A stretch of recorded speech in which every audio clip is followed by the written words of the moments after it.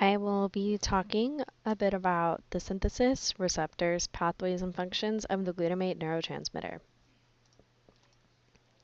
Glutamic acid is an amino acid neurotransmitter that is the major excitatory neurotransmitter present within all neurons within the brain.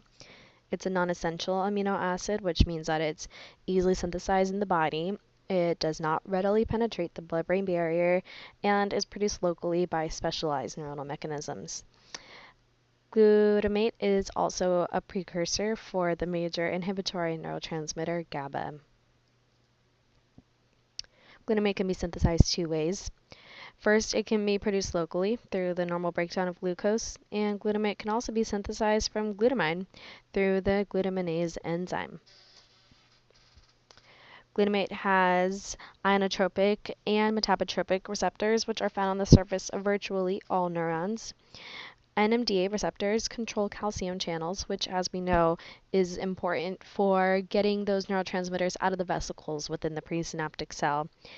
And within those NMDA receptor ion channels are binding sites for PCP and ketamine, which are two psychedelic drugs that we are familiar with, and they act as antagonists at the NMDA receptors. So they inhibit the functioning or inhibit NMDA receptors from doing their job. NMDA receptors play a critical role in regulating synaptic plasticity, which is important for learning, memory, and cognitive ability.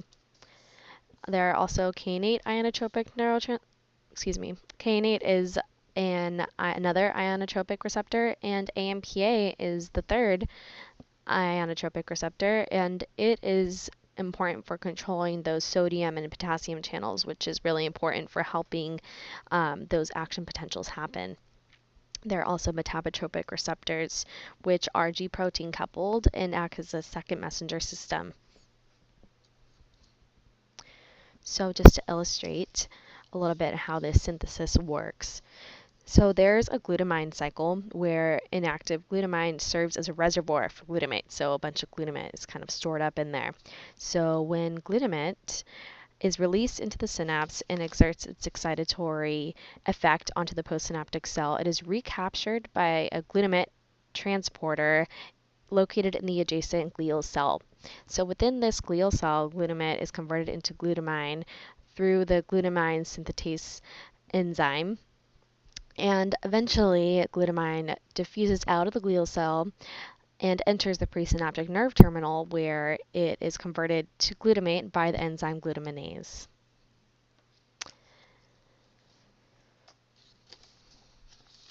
Pathways. So as I've mentioned earlier, glutamate receptors are found on the face of virtually all neurons, and the NMDA and AMPA receptors mediate that rapid excitation of postsynaptic neurons, but they have particularly high concentrations in the cerebral cortex, hippocampus, basal ganglia, septum, and amygdala. Which brings us to the functions. So within the central nervous system, glutamate is important for cortical and hippocampal cognitive functioning, which is important for obviously cognitive functioning and memory, cerebellar function, sensory function, synaptic plasticity, as we had mentioned earlier, which is important for learning and memory. And it is also important to point out that excess glutamate can be a neuronal excitotoxin, which triggers either rapid or delayed death of neurons. Excitotoxicity plays a major role in neuronal damage that accompanies both alcoholism and Alzheimer's.